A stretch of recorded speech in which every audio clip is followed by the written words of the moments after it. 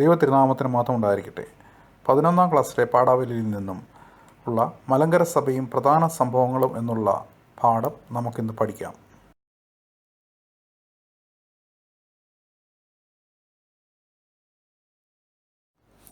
മലങ്കര സഭയുടെ വളർച്ചയിൽ പ്രധാന പങ്ക് വഹിച്ച ഏതാനും ചില സംഭവങ്ങളെക്കുറിച്ചാണ് ഈ അധ്യായത്തിൽ വിവരിക്കുന്നത്. 20 നൂറ്റാണ്ടുകളിലെ സഭാചരിത്രം വളരെ സംക്ഷിപ്തമായി ഇവിടെ പഠിക്കാം. 1. മാർത്തോമാ ശ്ലീഹായും മലങ്കര സഭയും. 2. പേർഷ്യൻ കുടിയേറ്റം. 3. ഉദയംപേരൂർ സുന്നഹദോസ്. 4. കൂനൻ കുരിശ് സത്യം. 5. മാർത്തോമാ ഒന്നാമനും എപ്പിസ്കോപ്പായും. 6. മലങ്കര സഭയുടെ വിഭജനം. 7. മലങ്കര അന്ത്യോക്യൻ ബന്ധം. 8. വട്ടിപ്പണം. 9.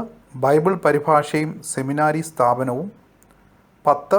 മലങ്കര ആംഗ്ലിക്കൻ ബന്ധം. 11. മുളന്തുരുത്തി സുന്നഹദോസ്. 12.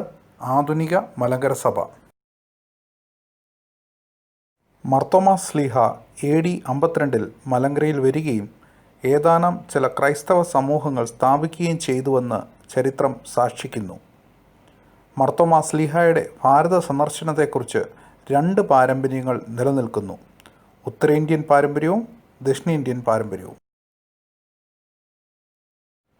മാർത്തോമാ ശ്ലീഹായും മലങ്കര സഭയും ദക്ഷിണേന്ത്യൻ പാരമ്പര്യവും. മുസിരീസ് എന്നറിയപ്പെടുന്ന കൊടുങ്ങല്ലൂരിൽ മാർത്തോമാ ശ്ലീഹ ആഗതനാകുകയും 7 പ്രധാന സ്ഥലങ്ങളിൽ ക്രൈസ്തവ സമൂഹങ്ങൾ സ്ഥാപിക്കുകയും ചെയ്തു. AD 72 ശ്ലീഹ മൈലാപ്പൂരിൽ താമസിക്കവേ രക്തസാക്ഷി മരണം പ്രാപിച്ചു. അവിടെ തന്നെ കബറടക്കപ്പെടുകയും ചെയ്തു. മാർത്തോമാ ശ്ലീഹയാണ് മലങ്കരയിൽ സഭ സ്ഥാപിച്ചത് എന്നതിനുള്ള പ്രധാന തെളിവുകൾ താഴെ പറയുന്നവയാണ്. 1. മാർത്തോമാ ശ്ലീഹയുടെ കബറിടം. 2. മാർത്തോമയാൽ സ്ഥാപിക്കപ്പെട്ട പുരാതന ക്രൈസ്തവ സമൂഹങ്ങൾ. 3. ക്രൈസ്തവ സമൂഹങ്ങൾ ഉപയോഗിക്കുന്ന ശ്ലീഹായുടെ നാമധേയം. 4. ശ്ലീഹായുടെ പ്രവർത്തനങ്ങളെ സംബന്ധിച്ചുള്ള ചരിത്രരേഖകൾ. 5. വാമൊഴിയായും വരമൊഴിയായും നിലനിൽക്കുന്ന ക്രൈസ്തവ സാക്ഷ്യം.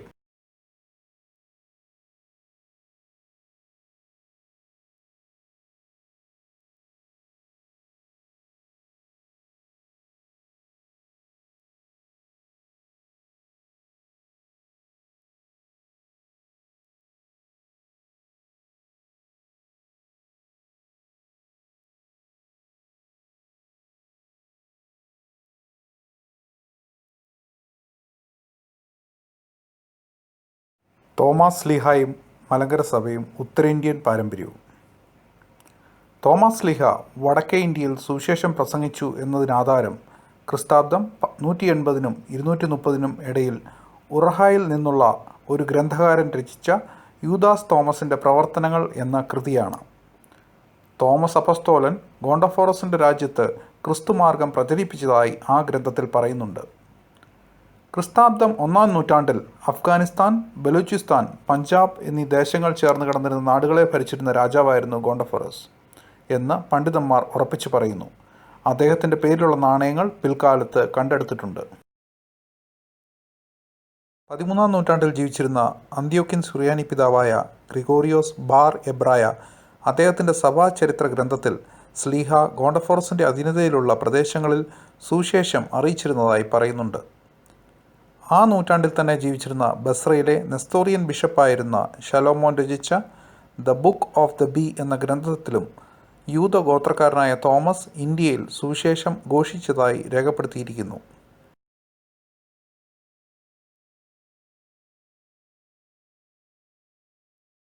പേർഷ്യൻ കുടിയേറ്റം.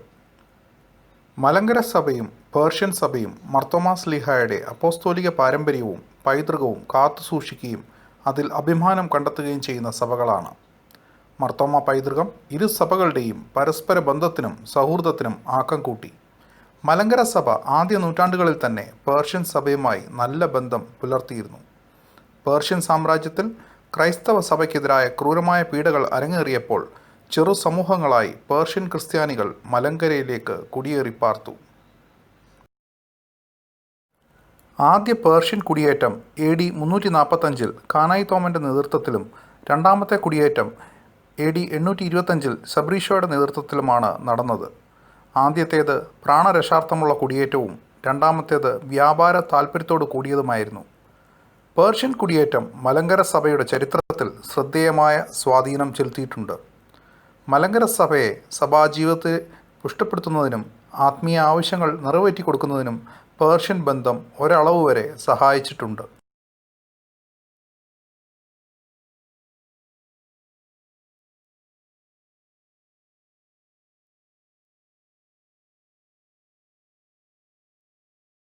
ഉദയംപേരൂർ സുന്നഹദോസ് 15-ാം നൂറ്റാണ്ടിൻ്റെ അവസാന പാദത്തിൽ റോമൻ കത്തോലിക്ക വിശ്വാസികളായ പോർച്ചുഗീസുകാർ വാണിജ്യ ആവശ്യത്തിനായി മലങ്കരയിലേക്ക് വന്നു ചേർന്നു. വാസ്കോ ഡ ഗാമയുടെ നേതൃത്വത്തിൽ മലങ്കരയിലെത്തിയ പാശ്ചാത്യ സഭാംഗങ്ങൾ മലങ്കര സഭയെ റോമൻ കത്തോലിക്ക സഭാവിശ്വാസത്തിലേക്ക് മാറ്റുവാൻ കിണഞ്ഞ് ശ്രമിച്ചു.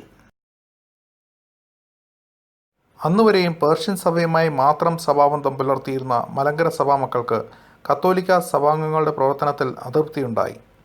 എന്നാൽ കാലക്രമേണ മലങ്കരയിലെ ഭരണാധികാരവും പോർച്ചുഗീസുകാരായ കത്തോലിക്ക സഭാംഗങ്ങൾ ബലമായി കൈക്കലാക്കിയപ്പോൾ മലങ്കര സഭയ്ക്ക് അവരുടെ അധികാരമുഷ്കിനു മുമ്പിൽ അടിയറവ് പറയേണ്ടി വന്നു. അത്തരത്തിലുള്ളൊരു കുപ്രസിദ്ധ സംഭവമാണ് ഉദയംപേരൂർ സുന്നഹദോസിലൂടെ സംഭവിച്ചത്.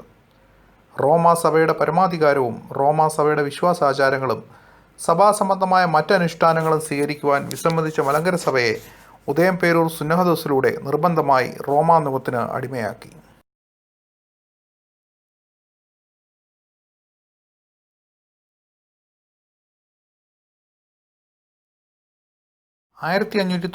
ജൂൺ മാസത്തിൽ അലക്സിസ് ഡി മെനസിസ് എന്ന ഗോവൻ ആർച്ച് ബിഷപ്പിൻ്റെ അധ്യക്ഷതയിൽ യോഗം ചേർന്നു. മലങ്കര സഭാംഗങ്ങളായി 153 പട്ടക്കാരും 660 ആത്മായകരും സുന്നഹദോസിൽ സംബന്ധിച്ചു. ഉദയംപേരൂർ സുന്നഹദോസ് കൈക്കൊണ്ടു എന്ന് അവകാശപ്പെടുന്ന തീരുമാനങ്ങൾ ഏകപക്ഷീയമായും നിർബന്ധത്താലും കൈക്കൊണ്ടിട്ടുള്ളവയാണെന്ന് ചരിത്രരചനകൾ സാക്ഷിക്കുന്നു.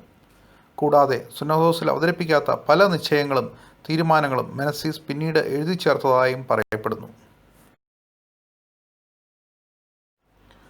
ഉദയംപേരൂർ സുന്നഹദോസിൽ കൈക്കൊണ്ട തീരുമാനങ്ങൾ താഴെ പറയുന്നവയാണ്: തൃത്വം, മനുഷ്യാവതാരം, ദൈവമാതാവ്, ജന്മപാപം, ബസ്പുർഖാന, പരിശുദ്ധന്മാരുടെ മധ്യസ്ഥത, രൂപവണക്കം, സഭയും അതിൻ്റെ സംഘടനയും, വേദപുസ്തക ഗ്രന്ഥങ്ങൾ എന്നിവ റോമൻ കത്തോലിക്ക സഭയുടെ നിലപാടുമായി യോജിച്ചു പോകണം.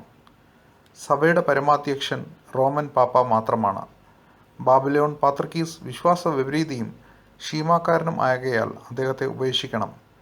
മലങ്കരയിലെ പരിശുദ്ധന്മാരുടെ പട്ടിക സ്വീകാര്യമല്ല, അതിനാൽ ആ പട്ടിക ഉപേക്ഷിക്കണം. പട്ടക്കാർക്ക് ബ്രഹ്മചര്യം നിർബന്ധമാക്കണം. മലങ്കര സഭയെ ഇടവകളായി തിരിച്ച് ഓരോ ഇടവകയ്ക്കും വികാരിമാരെ നിയമിക്കണം. മലങ്കര സഭയുടെ തനിമയും സ്വാതന്ത്ര്യവും അടിച്ചമർത്തിയ ഒന്നായിരുന്നു ഉദയംപേരൂർ സുന്നഹദോസ്.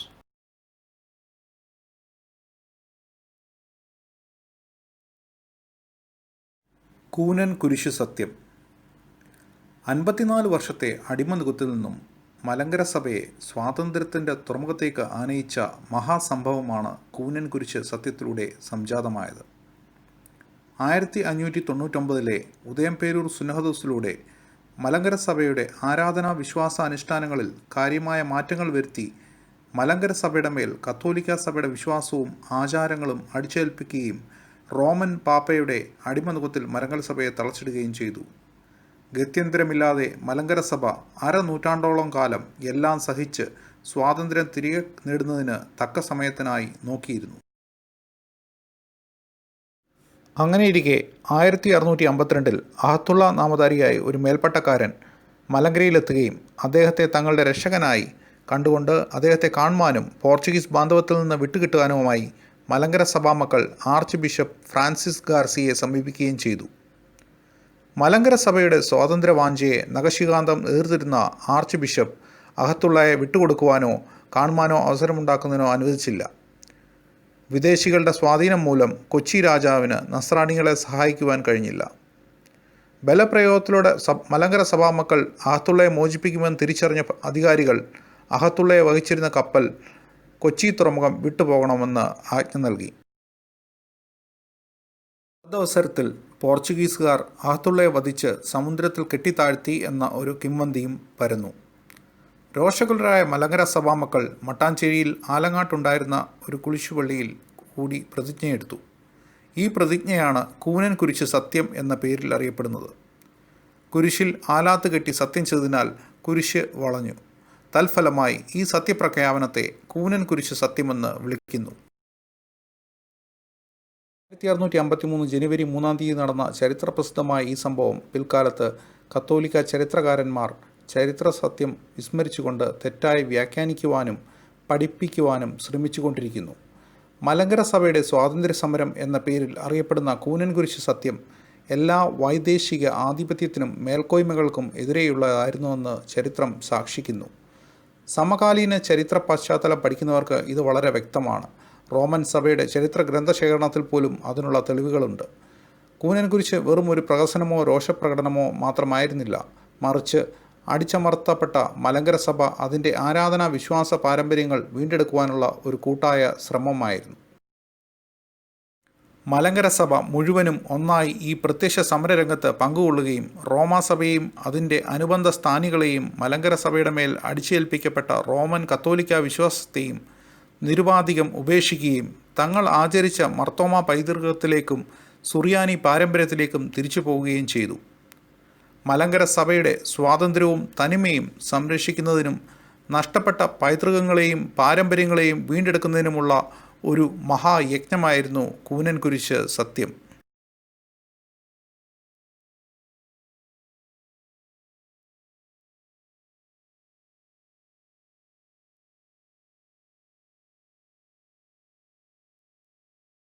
മർത്തോമ ഒന്നാമനും എപ്പിസ്കോപ്പായി. 1653 കൂനൻ കുരിശ് സത്യത്തിന് ശേഷം മെയ് മാസം 22 തീയതി ആലങ്ങാട്ട് വച്ച് ചേർന്ന സമ്മേളനത്തിൽ തോമ അർക്കദിയോനെ 12 പട്ടക്കാർ ചേർന്ന് എപ്പിസ്കോപ്പൽ സ്ഥാനത്തേക്ക് ഉയർത്തി. ഭാരതസഭയുടെ എപ്പിസ്കോപ്പൽ ശ്രേണിയിലെ ആദ്യ വ്യക്തിത്വമാണ് അപ്രകാരം അവരോധിതനായ മർത്തോമ ഒന്നാമൻ. മർത്തോമ ഒന്നാമൻ്റെ സ്ഥാനസ്ഥാതുതയെപ്പറ്റി അന്നും ഇന്നും ചരിത്രകാരന്മാർക്കിടയിൽ വ്യത്യസ്ത അഭിപ്രായങ്ങളുണ്ടെങ്കിലും മലങ്കര സഭ ഒന്നായി ആഗ്രഹിക്കുകയും നിശ്ചയിക്കുകയും ചെയ്ത ഒന്നായിരുന്നു അദ്ദേഹത്തിൻ്റെ എപ്പിസ്കോപ്പൽ സ്ഥാനാഭിഷേകം. കൂടാതെ 1665 മലങ്കരയിലെത്തിയ യെരുശലേമിലെ മാർ ഗ്രിഗോറിയോസ് മർത്തോമ ഒന്നാമൻ്റെ സ്ഥാനത്തെ സാധൂകരിച്ചു. വൈദേശിക മെത്രാന്മാരെ എന്തിനും ഏതിനും വേണ്ടി ആശ്രയിക്കേണ്ടി വന്ന മലങ്കര സഭ അത്തരമൊരു ഭരണ ശുശ്രൂഷ സംവിധാനം മലങ്കര സഭയുടെ സമഗ്രമായ വളർച്ചയ്ക്ക് അനുപേക്ഷണീയമെന്ന് തിരിച്ചറിയുകയും തദ്ദേശീയ എപ്പിസ്കോപ്പൽ സ്ഥാനത്തിന് നാന്ദി കുറിക്കുകയും ചെയ്തു. ഭാരതസഭയുടെ അറിയപ്പെടുന്ന ആദ്യ എപ്പിസ്കോപ്പ ആണ് മർത്തോമ ഒന്നാമൻ. 12 വൈദികർ ചേർന്ന് ഒരാളെ എപ്പിസ്കോപ്പൽ സ്ഥാനത്തേക്ക് ഉയർത്തുന്ന കീഴ്വഴക്കം അലക്സാൻഡ്രിയൻ കോപ്റ്റിക് സഭകളിൽ നിലനിന്നിരുന്നു.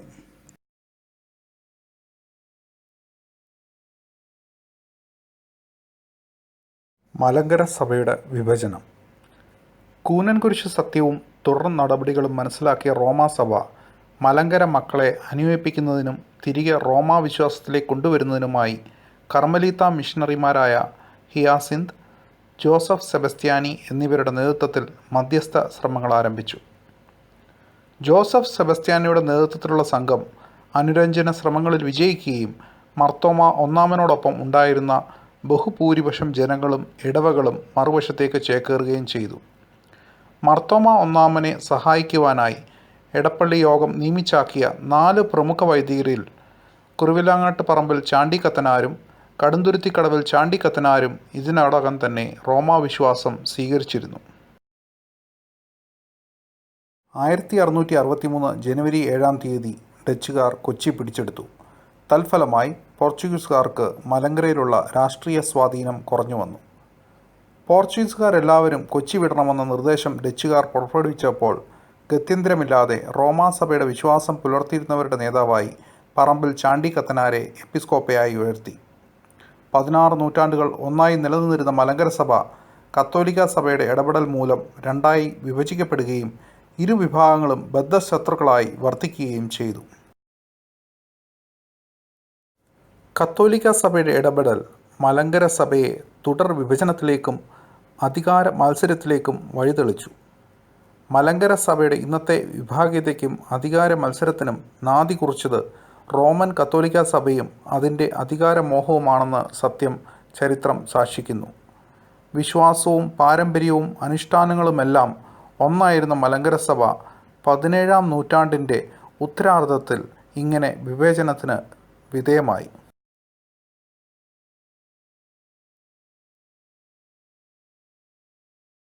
15-ാം നൂറ്റാണ്ട് വരെയും തദ്ദേശീയ നേതാക്കന്മാരാൽ ഭരിക്കപ്പെട്ട മലങ്കര സഭ 16-ാം നൂറ്റാണ്ടിൽ പോർച്ചുഗീസുകാരുടെ ആഗമനത്തെ തുടർന്ന് റോമൻ കത്തോലിക്കാ സഭയുടെ ഭരണത്തിന് കീഴിലമർന്നു. ഏകദേശം അരനൂറ്റാണ്ടുകാലം റോമാനുകം പേറിയ മലങ്കര സഭ 1653 കൂനൻ കുരിശ് സത്യത്തെ തുടർന്ന് കത്തോലിക്ക വിശ്വാസവും കത്തോലിക്കാ സഭയുമായുള്ള എല്ലാ ബന്ധങ്ങളും വിച്ഛേദിച്ചു. കൂനൻ കുരിശ് സത്യത്തെ തുടർന്നുണ്ടായ മാർത്തോമാ ഒന്നാമൻ്റെ സ്ഥാനാഭിഷേകവും അദ്ദേഹത്തിൻ്റെ എപ്പിസ്കോപ്പൽ സ്ഥാനത്തെക്കുറിച്ചുള്ള തർക്കവും പുതിയ ബന്ധങ്ങളിലേക്ക് മലങ്കര സഭയെ നയിച്ചു. 1665 മലങ്കരയിലെത്തിയ യെരുശലേമിലെ മാർ ഗ്രിഗോറിയോസ് ആണ് അന്ത്യോക്യൻ ബന്ധത്തിന് നാന്ദി കുറിച്ചതെന്ന് സഭാ ചരിത്രകാരന്മാർ അഭിപ്രായപ്പെടുന്നു. 16-ാം നൂറ്റാണ്ട് വരെയും മലങ്കര സഭയ്ക്ക് പേർഷ്യൻ സഭയുമായി ബന്ധമുണ്ടായിരുന്നെങ്കിലും അന്ത്യോക്യൻ സഭയുമായി യാതൊരു ബന്ധവുമില്ലായിരുന്നു. അത്തരത്തിലുള്ള ഏതെങ്കിലും ബന്ധം മലങ്കര സഭയ്ക്ക് അന്ത്യോക്യൻ സഭയുമായി ഉണ്ടായിരുന്നതായി യാതൊരു ചരിത്രരേഖകളുമില്ല. 17-ാം നൂറ്റാണ്ടിലെ മാർ ഗ്രിഗോറിയോസിൻ്റെ ആഗമനവും അതുവഴി മലങ്കര സഭയ്ക്ക് കൈവന്ന എപ്പിസ്കോപ്പൽ സ്ഥാനസാധ്യതയുമാണ് മലങ്കര അന്ത്യോക്യൻ ബന്ധത്തിന് നാന്ദി കുറിച്ചത്.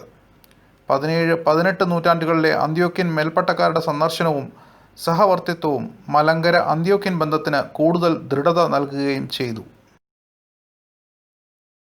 1876 കൂടിയ മുളന്തുരുത്തി സുന്നഹദോസ് മലങ്കര അന്ത്യോക്യൻ ബന്ധത്തിന് ഔദ്യോഗിക പരിവേഷം നൽകുകയും ചെയ്തു. അന്ത്യോക്യൻ സഭയുമായുള്ള ബന്ധം മലങ്കര സുറിയാനി സഭയുടെ സഭാപാരമ്പര്യം നിലനിർത്തുവാൻ സഹായിച്ചെങ്കിലും വിശ്വാസ ആചാരാനുഷ്ഠാനങ്ങളിൽ നിർണായകമായ മാറ്റം വരുത്തുവാൻ ഇടയാക്കി. കത്തോലിക്കാ സഭയുമായുള്ള ബന്ധം മലങ്കരയിൽ 2 വിഭജനങ്ങൾക്ക് മലങ്കര റീത്ത് ഉൾപ്പെടെ കാരണമായപ്പോൾ അന്ത്യോക്യൻ സഭയുമായുള്ള ബന്ധം മലങ്കര സഭയെ ഛിന്നഭിന്നമാക്കി. അന്ത്യോക്യ പാത്രികീസുമായുള്ള മലങ്കര സഭയുടെ ബന്ധത്തിൻ്റെ അടിസ്ഥാനത്തിൽ മലങ്കരയിൽ രൂപപ്പെട്ട സഭാവിഭാഗങ്ങളാണ് തൊഴിയൂർ യാക്കോബായ സഭാവിഭാഗങ്ങൾ.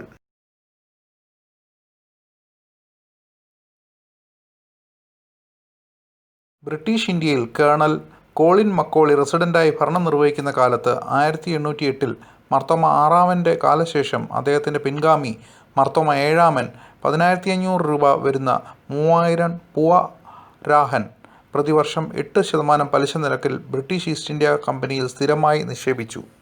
3000 പൂവരാഹത്തിൽ 840 പൂവരാഹൻ മാർ ദിവനാസ്യോ സമുദായത്തിൽ നിന്ന് പിരിച്ചുണ്ടാക്കിയതും ബാക്കിയുള്ളത് മക്കോളിയുടെ സഹകരണത്തിൽ ലഭിച്ചതുമായിരുന്നു. കന്നഡ ഭാഷയിലെ ബഡ്ഡി എന്ന വാക്കിന് പലിശ എന്നർത്ഥം. ഈ വാക്കാണ് മലയാളത്തിൽ വട്ടിയായി രൂപാന്തരം പ്രാപിച്ചത്.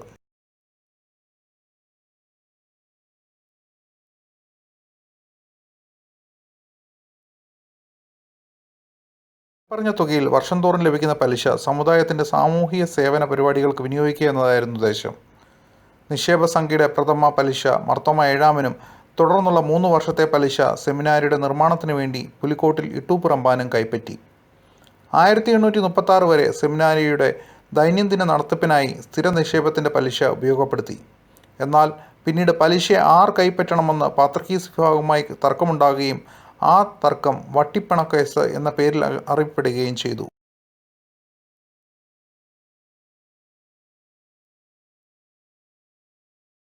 വിശുദ്ധ വേദപുസ്തകത്തിൻ്റെ പഴയ നിയമഭാഗം എബ്രായ ഭാഷയിലും പുതിയ നിയമഭാഗം ഗ്രീക്ക് ഭാഷയിലുമാണ് രചിക്കപ്പെട്ടത്. പിന്നീട് സമ്പൂർണ്ണ വേദഗ്രന്ഥം ലാറ്റിൻ, സുറിയാനി, കോപ്റ്റിക്, ഇംഗ്ലീഷ്, ജർമ്മൻ തുടങ്ങി വിവിധ ഭാഷകളിലേക്ക് പരിഭാഷ ചെയ്യപ്പെട്ടു. 19-ാം നൂറ്റാണ്ടിൻ്റെ ആദ്യ ദശകം വരെ മലങ്കരയിലും പ്രചാരത്തിലിരുന്നത് സുറിയാനി പരിഭാഷയിലുള്ള വേദഗ്രന്ഥമായിരുന്നു. 1811 ബൈബിളിലെ 4 സുവിശേഷ ഭാഗങ്ങളുടെ മലയാള പരിഭാഷ ആദ്യമായി മലങ്കരയിൽ പ്രചാരത്തിലാവുന്നത്. മലയാളം ബൈബിളിൻ്റെ പരിഭാഷയിൽ കായംകുളം ഫിലിപ്പോസ് റമ്പാനും പുലിക്കോട്ടിൽ ജോസഫ് റമ്പാനും സുപ്രധാന പങ്ക് വഹിച്ചു എന്ന് വിശ്വസിക്കപ്പെടുന്നു. റമ്പാൻ ബൈബിൾ എന്നറിയപ്പെടുന്ന ഈ പരിഭാഷ 1811 ബോംബെയിൽ നിന്നും അച്ചടിച്ച് പ്രസിദ്ധീകരിച്ചു. 1829 പ്രസിദ്ധീകരിക്കപ്പെട്ട സമ്പൂർണ്ണ പുതിയ നിയമ ബൈബിളിൻ്റെ അണിയറ ശില്പികളിൽ പ്രധാനികളാണ് പുലിക്കോട്ടിൽ ഇട്ടൂപ്പ് റമ്പാനും ബെഞ്ചമിൻ ബെയ്ലിയും. 1841 പഴയ പുതിയ നിയമ സമ്പൂർണ്ണ ബൈബിൾ ബെഞ്ചമിൻ ബെയ്ലിയുടെയും തോമസ് നോട്ടൻ്റെയും ശ്രമഫലമായി പ്രസിദ്ധീകരിക്കപ്പെട്ടു. മലയാളം ബൈബിൾ പ്രസിദ്ധീകരണത്തിൽ കോനാട്ട് മാത്തൻ മെൽപ്പാൻ്റെയും കടവിൽ പൗലോസ് മാർ അത്താനാസ്യോസിൻ്റെയും സംഭാവനകൾ വിസ്മരിക്കാവുന്നതല്ല. മലയാളം ബൈബിളിൻ്റെ പ്രസിദ്ധീകരണത്തിൽ വിദേശ മിഷണറിമാരുടെ, പ്രത്യേകിച്ച് ആംഗ്ലിക്കൻ മിഷണറിമാരുടെ സേവനം നിസ്തുലമാണ്. Benjamin Bailey, Thomas Norton, Hermann Gundert എന്നിവർ പ്രത്യേക സ്മരണ അർഹിക്കുന്നു.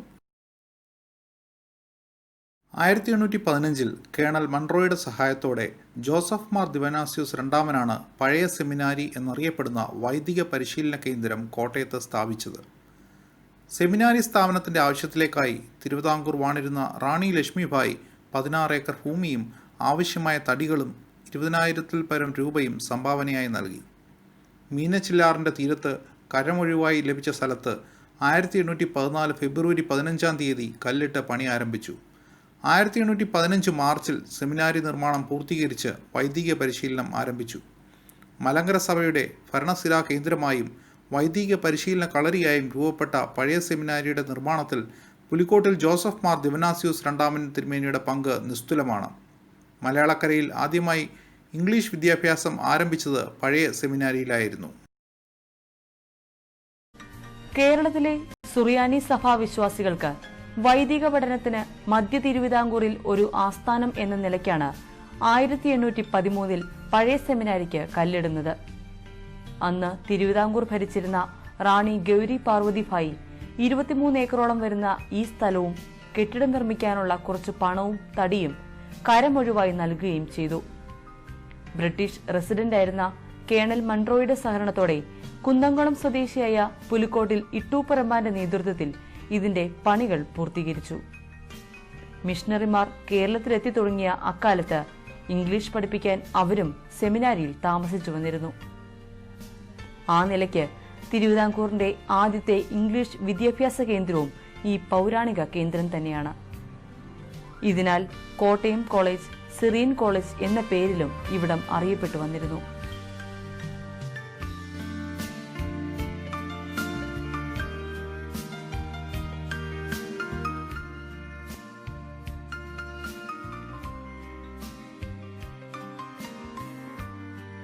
കേരളത്തിന്റെ തച്ചുശാസ്ത്ര പ്രൗഢി വിളിച്ചോതുന്ന അതിമനോഹരമായ നാലുകെട്ടാണ് സെമിനാരിയുടെ ഏറ്റവും വലിയ ആകർഷണീയത. കിഴക്കും പടിഞ്ഞാറുമായി 3 നിലകളിലും വടക്കും തെക്കും ഭാഗങ്ങളിൽ 2 നിലകളിലുമുള്ള നാലുകെട്ടിന് വിശാലമായ ഒരു നടുമുറ്റവുമുണ്ട്. പൂർണ്ണമായും തടിയിൽ നിർമ്മിച്ചിരിക്കുന്ന പടുത്ത വീടെന്നറിയപ്പെടുന്ന ഈ കെട്ടിടത്തിലാണ് അക്ഷരനഗരിയുടെ പേര് അന്വർത്ഥമാക്കും വിധം വിദ്യാഭ്യാസ പ്രവർത്തനങ്ങൾക്ക് തുടക്കം കുറിച്ചത്. ഇത് കോട്ടയംകാർക്കും ഏറെ അഭിനന്ദനാർഹമായി മാറിയിരിക്കുന്നു. നാലുകെട്ടിന്റെ മട്ടുപ്പാവിലാണ് പെരുന്നാളിനോടനുബന്ധിച്ചുള്ള റാസായിക്ക് ശേഷം വന്യപിതാക്കന്മാർ എഴുന്നള്ളി വന്ന് ആശീർവാദം നൽകുന്നത്.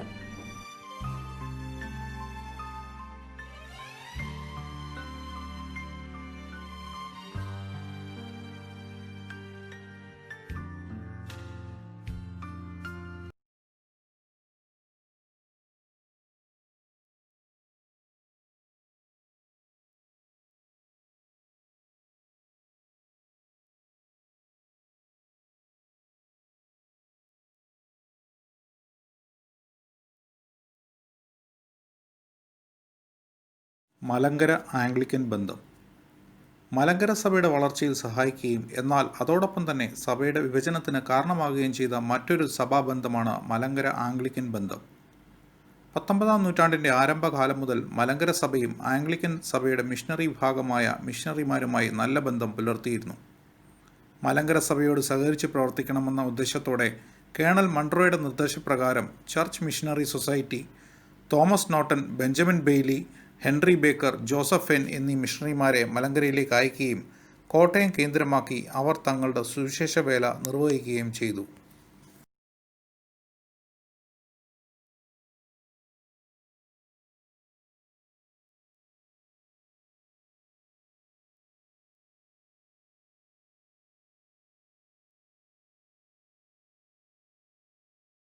ഫെൻ സെമിനാരി സേവനത്തിലും ബെയ്ലി വേദപുസ്തക പരിഭാഷയിലും ബേക്കർ സ്കൂളുകൾ സ്ഥാപിക്കുന്നതിലും വ്യാപൃതരായി.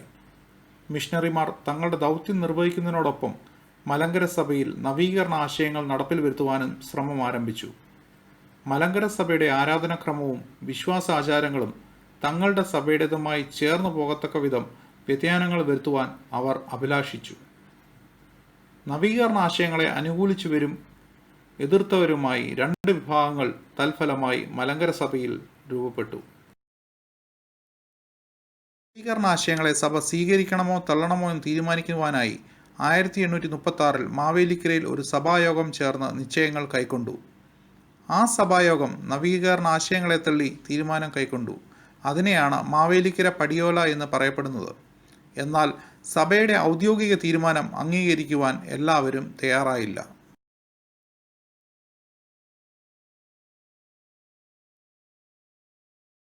കൊച്ചി പഞ്ചായത്ത് AD 1840. മിഷണറിമാരുമായുള്ള ഭിന്നത പരമകാഷ്ഠയിലെത്തി. യോജിപ്പ് അസാധ്യമാണെന്ന് കണ്ടപ്പോൾ സഭാ സ്വത്തുക്കൾ രണ്ടായി തിരിക്കണമെന്ന് ഇരുകൂട്ടരും തീർച്ചപ്പെടുത്തി.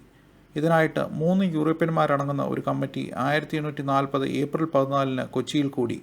കമ്മിറ്റിയുടെ തീരുമാനം പഴയ സെമിനാരിയും സ്വത്തുക്കളും വട്ടിപ്പണവും സുറിയാനി സഭയ്ക്കായിരിക്കണമെന്നും കോട്ടയം CMS കോളേജും പരിസരങ്ങളും സർക്കാരിൽ നിന്ന് ലഭിച്ച 20,000 രൂപയും മൺട്രോ ദ്വീപും മിഷണറി സംഘത്തിന് ഇരിക്കണമെന്നുമായിരുന്നു. പൊതുമുതൽ കൈകാര്യം ചെയ്യുന്നതിനും വട്ടിപ്പണ പലിശ വാങ്ങുന്നതിനും മെത്രാപ്പൊലീത്തയെ കൂടാതെ തിരഞ്ഞെടുക്കപ്പെട്ട ഒരു പട്ടക്കാരനും ഒരു ഐമേനിയും ട്രസ്റ്റികളായിരിക്കണമെന്നും കോടതി നിർദ്ദേശിച്ചിരുന്നു. ഇതനുസരിച്ചാണ് സമുദായ ട്രസ്റ്റികൾ ഉണ്ടായിട്ടുള്ളത്.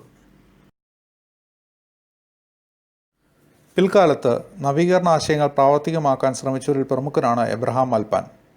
തൽഫലമായി നവീകരണ ആശയങ്ങളോട് പ്രതിപത്തി കാട്ടിയവർ എതിർ വിഭാഗമായി സഭയിൽ തുടരുകയും കാലക്രമേണ അത് മറ്റൊരു വിഭജനത്തിന് കാരണമായി തീരുകയും ചെയ്തു. 1889 റോയൽ കോടതി വിധിയിലൂടെ മലങ്കര സഭയിൽ നിന്നും നവീകരണ വിഭാഗം വേർപെടുകയും മർത്തോമാ സഭ എന്ന പേരിൽ പുതിയ സഭ രൂപപ്പെടുകയും ചെയ്തു.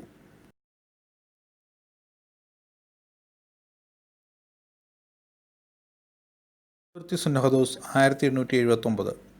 മലങ്കര സഭയുടെ ചരിത്രത്തിലെ സുപ്രധാന സംഭവങ്ങളിലൊന്നാണ് മുളന്തുരുത്തി സുന്നഹദോസ്. നവീകരണ വിഭാഗത്തെ വ്യവഹാരത്തിൽ തോൽപ്പിക്കുന്നതിനായി മലങ്കര സഭ അന്ത്യോക്യൻ പാത്രികീസിനെ മലങ്കരയിലേക്ക് വരുത്തുകയും അദ്ദേഹത്തിൻ്റെ അധ്യക്ഷതയിൽ മലങ്കര സഭയുടെ ഒരു യോഗം മുളന്തുരുത്തിയിൽ കൂടി നിശ്ചയങ്ങൾ കൈക്കൊള്ളുകയും ചെയ്തു. 1876 ജൂൺ മാസത്തിൽ മുളന്തുരുത്തി പള്ളിയിൽ വെച്ച് ചേർന്ന മലങ്കര സഭാ പ്രതിനിധി സമ്മേളനത്തിൽ മലങ്കര സഭയുടെ സ്വാതന്ത്ര്യവും പരമാധികാരവും അന്ത്യോക്യൻ പാത്രികീസിന് അടിയറവ് വയ്ക്കുന്നതായി എഴുതാൻ പാത്രികീസ് നിഷ്കർഷിച്ചു. 1873 വെളിനാട് വെച്ച് ചേർന്ന സഭായോഗ തീരുമാനങ്ങളെ കൂടാതെ മലങ്കര സഭ പുരാതന കാലം മുതൽ അന്ത്യോക്യൻ പാത്രികീസിൻ്റെ അധികാരസീമയിൽ ഉൾപ്പെട്ടിരുന്നതായിരുന്നെന്നും തീരുമാനം കൈക്കൊണ്ടു.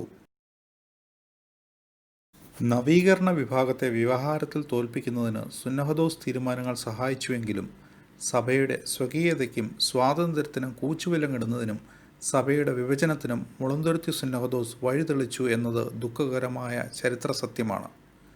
പത്രോസ് തൃതീയൻ പാത്രികീസാണ് മുളന്തുരുത്തി സുന്നഹദോസ് വിളിച്ചുകൂട്ടിയതും അതിൽ അധ്യക്ഷ സ്ഥാനം വഹിച്ചതും. പുലിക്കോട്ടിൽ ജോസഫ് മാർ ദിവന്നാസ്യൂസ് അഞ്ചാമൻ്റെ കാലത്താണ് ചരിത്രപ്രസിദ്ധമായ സുന്നഹദോസ് കൂടുവാനിടയായത്.